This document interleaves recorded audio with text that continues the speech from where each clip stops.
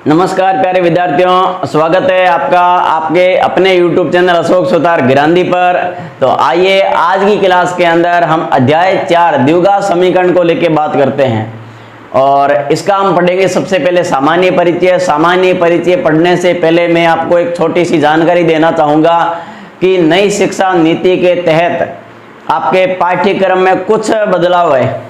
ज़्यादा बदलाव नहीं है, कुछ बदलाव कर रखा है। वो बदलाव क्या है हम जानना चाहेंगे। देखो मेरे पास दोनों नई और पुरानी बुकें पड़ी है, उसके माध्यम से मैं बताना चाहूँगा।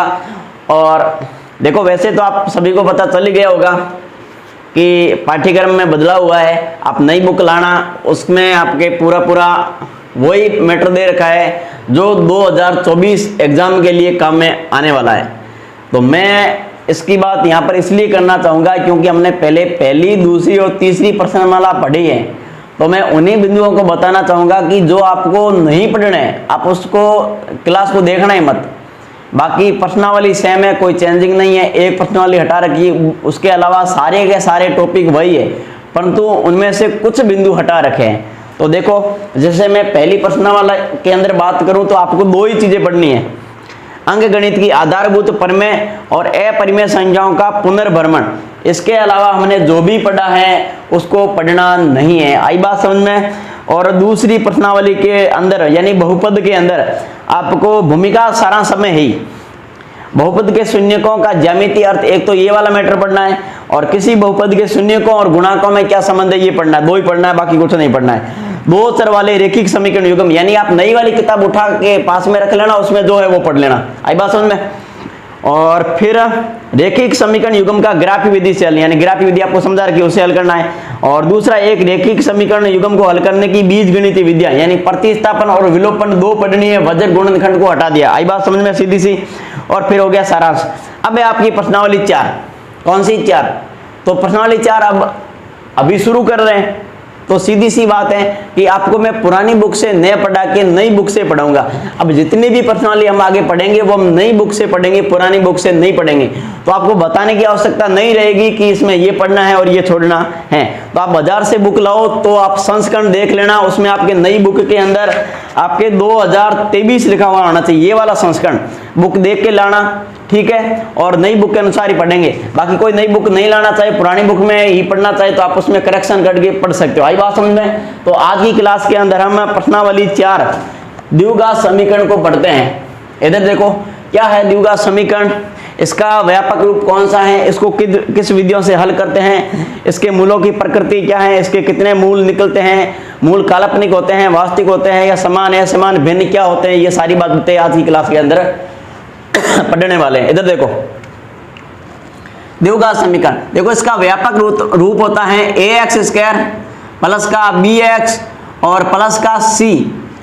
अब देखो अगर मैं इतना ही लिख दूं तब तो ये कहलाएगा द्विघात बहुपद। क्या कहलाएगा? द्विघात बहुपद। और इसके बराबर अगर मैं 0 लगा दूं तो ये कहलाएगी द्विघात समीकरण। क्या कहलाएगी? द्विघात समीकरण। अब द्विघात समीकरण का ये तो हो गया व्यापक रूप। अब आपके द्विघात समीकरण और किस रूप की आ सकती है? तो आपके ये इतनी भी आ सकती है ax² प्लस का bx और बराबर 0, ये इतनी ही आ सकती है। यानी इसमें क्या गायब है? c। तो c का मान क्या हो जाएगा? 0। ax² प्लस का सीधा c भी आ सकता है और बराबर 0, यानी इसमें क्या गायब है? b। तो b का मान क्या आ सकता है? 0। 1, 2 और ये 3 रूप की आ सकती है। इसमें व्यापक रूप उसका ये हो गया। इतनी बात समझ में आई। अब इसमें आप क्या सीखे कि a का मान कभी भी 0 नहीं होगा। क्या नहीं होगा? a का मान कभी भी 0 नहीं होगा। देखो यहाँ a, b और c तीनों है, ठीक है। यहाँ c नहीं है, इसका मतलब c का मान क्या हो गया? 0। यहाँ क्या नहीं है? b नहीं है, तो b का मान क्या हो गया? 0। बताओ a का मान कभी भी 0 हुआ क्या? नहीं। a तो आएगा ही आएगा। इसका मतलब क्या हुआ? a का मान कभी भी क्या नहीं होगा? 0। और इसमें जो a है, b है और c है, ये कैसी संख्या है? ये वास्तविक संख्याएं हैं। वास्तविक संख्याएं हैं। कैसी संख्याएं? वास्तविक संख्याएं हैं। और वास्तविक संख्याएं क्या होती है ये हमने प्रश्नावली 1 के अंदर पढ़ा था। तो आप उस क्लास को वापस देख लेना, आपके अच्छे से समझ में आ जाएगा। आई बात समझ में। अब देखो ये आपका इतना क्या कहलाता है? द्विघात बहुपद। तो द्विघात बहुपद के बराबर में अगर हम 0 रखते हैं और फिर उस x के मान निकालते, तो बताओ x के मान कितने निकलते? 2। वो x के निकलने वाले दोनों के दोनों मान उस बहुपद के क्या कहलाते हैं? शून्य कहलाते हैं। और द्विघात समीकरण के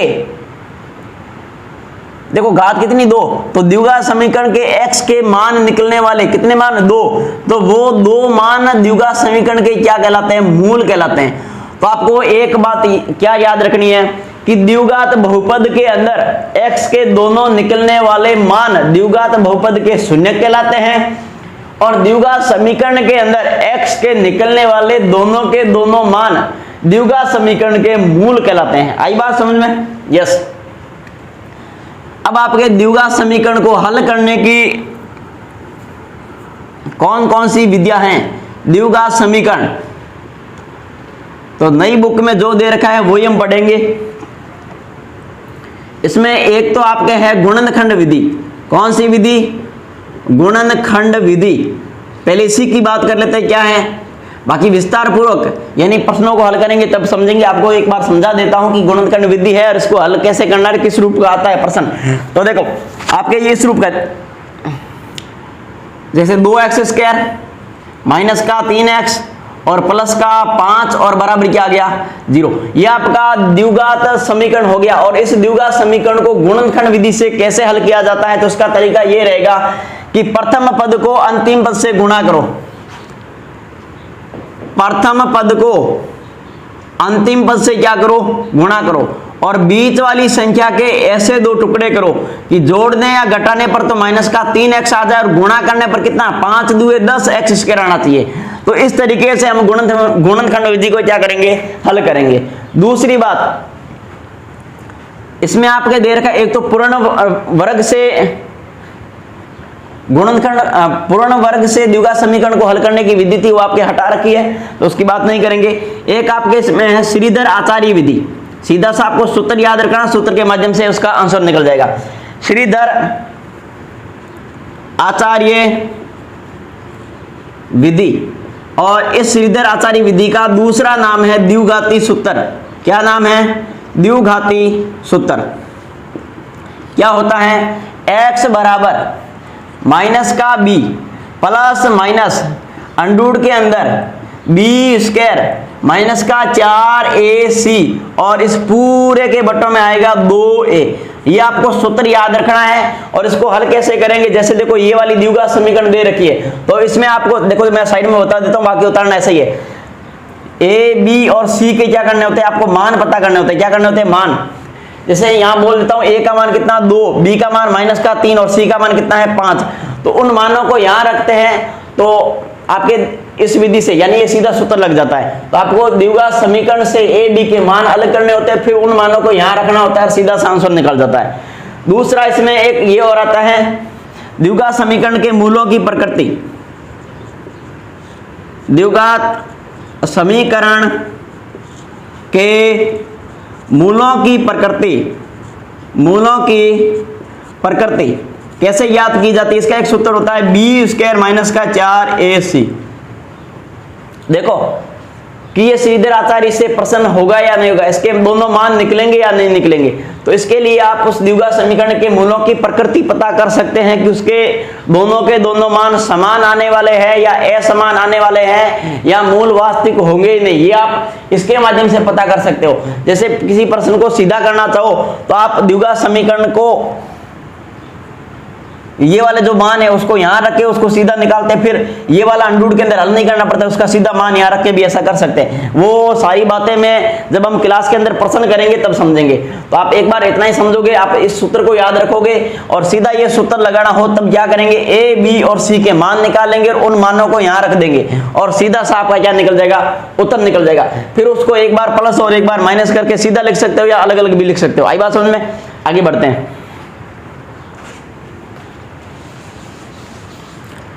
द्विघात समीकरण के मूलों की प्रकृति देखो, थोड़ा ध्यान से समझोगे बिल्कुल समझ में आ जाएगा, और जो बात समझ में नहीं आएगी वो बिल्कुल आपके जब प्रश्नावली पढ़ेंगे उसमें भी समझ में आ जाएगी। क्योंकि अगर थोड़ी सी बातें हम बेसिक के अंदर जान लेंगे तो देखो कुछ यहाँ सीख लेंगे, कुछ प्रश्नमाला के अंदर सीख लेंगे, और जब तक पूरी प्रश्नमाला पढ़ेंगे तब तक आप ये पूरा जान जाओगे कि ये सिस्टम क्या है। आई बात समझ में? इसको देखो, जैसे देखो बी स्क्वायर माइनस का 4ac, अगर इसका मान 0 से बड़ा होना चाहिए, तो 0 से बड़ा होना का मतलब जिसकी तरफ मुंह खुला होता है वो संख्या क्या होती है, बड़ी। ये ऐसे ही बताते हैं ना, यस। तो बी स्क्वायर माइनस का 4ac अगर किससे बड़ा हो, 0 से, तब क्या होते हैं, मूल वास्तविक व भिन्न भिन्न होते हैं, या इसको असमान भी बोल सकते हैं, भिन्न भिन्न होते हैं या असमान होते हैं। अब ये लाइन आप समझे या नहीं समझे, एक बार मैं तीनों के तीनों लिखा था, उसके बाद समझाता हूं। इधर देखो, फिर दूसरा, अगर बी स्क्वायर माइनस के 4ac का मान किसके बराबर हो, 0, तो बराबर है तो बराबर का चिन्ह लगा दो, तब मूल क्या होंगे, तब मूल वास्तविक तो होंगे ही होंगे, तब मूल वास्तविक व समान होंगे, असमान नहीं होंगे, यानी भिन्न भिन्न नहीं होंगे, समान होंगे। क्या होंगे, समान, हाँ समान होंगे, लिखो समान होंगे। आई बात समझ में। और तीसरा कि बी स्क्वायर माइनस का 4ac अगर इसका मान 0 से क्या हो, छोटा, यानी बड़ा कौन, 0, तो 0 के सामने मुंह खुला रख दो, इसका हो गया।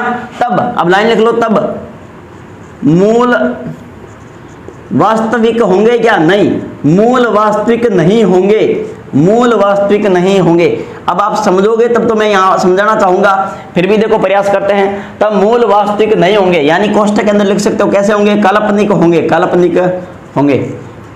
अब सीधी सी अपनी भाषा में समझना चाहो तो आप ऐसे समझ सकते हो कि इसको हल करें तब संख्या प्लस की आ जाए, किसकी आ जाए, प्लस की आ जाए, तब मूल वास्तविक वे भिन्न भिन्न होंगे। प्लस की कैसे आएगी, बाद में समझोगे। देखो, जब संख्या प्लस माइनस नहीं, सीधा क्या आ जाए, 0, तब क्या होंगे, मूल वास्तविक के समान होंगे। और जब माइनस की संख्या आ जाए तब मूल वास्तविक नहीं होंगे, कैसे होंगे, काल्पनिक होंगे। अब ये कैसे, देखो,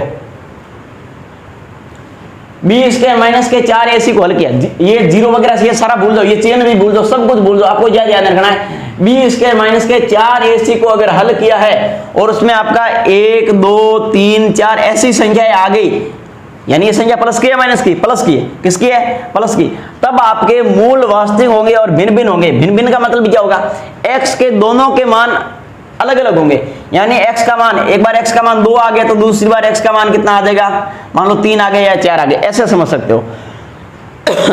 दूसरी बार इसमें क्या समझेंगे, अगर बी स्क्वायर माइनस के 4ac को हल कर रहे हैं और उसका उत्तर क्या आ जाए, 0 आ जाए, क्या आ जाए, 0, तो 0 बराबर 0 हो जाएगा, तब मूल वास्तविक तो होंगे ही, यानी वास्तविक संख्या, परंतु समान होंगे। समान कैसे, कि वहां पर देखो सीधा क्या आ जाए, 0, तब x के निकलने वाले दोनों के दोनों मान क्या होंगे, बराबर होंगे। जैसे x बराबर 2 आ गए तो दूसरा भी x बराबर क्या आएगा, 2 आएगा।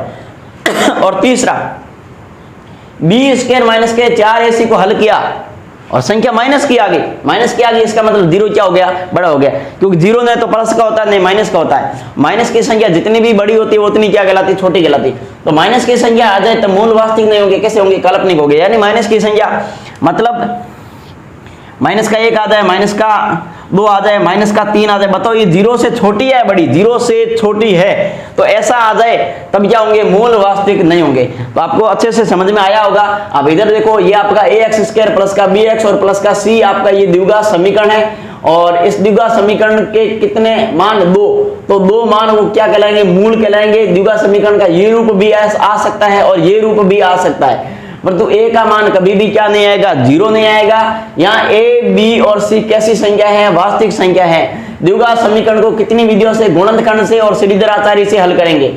और श्रीधर आचार्य को हल करने का सूत्र क्या है, माइनस का b प्लस माइनस अंडर के अंदर बी स्क्वायर माइनस का 4ac और बट्टे 2a हो गया। अब इसमें मूलों की प्रकृति ज्ञात करने का ये वाला सूत्र दे रखा है। आप इसमें पहले ही द्विघात समीकरण की जांच कर सकते हो कि इसके x के दोनों मान अलग अलग निकलेंगे या समान निकलेंगे या इसके कोई मूल वगैरह नहीं होंगे। आई बात समझ में। और फिर इसमें क्या रह गया, हाँ सारा हो गया ना। हाँ इसमें ये याद रखना डायरेक्ट कि प्लस की संख्या आ गई, मूल वास्तविक है समान होंगे, प्लस की संख्या आ गई, मूल वास्तविक है भिन्न भिन्न होंगे, सॉरी, और 0 आ गया, मूल वास्तविक है समान होंगे, यानी x के दोनों मान बराबर आएंगे। और मूल यानी माइनस की संख्या आ गई तब मूल वास्तविक नहीं होंगे, यानी इसको फिर हम आगे हल नहीं करेंगे, वहीं तक छोड़ देंगे। आई बात समझ में? तो आज के लिए हम इतना ही पढ़ेंगे, इसको होता रहो, मिलते हैं अगली क्लास में, होता रहो इसे।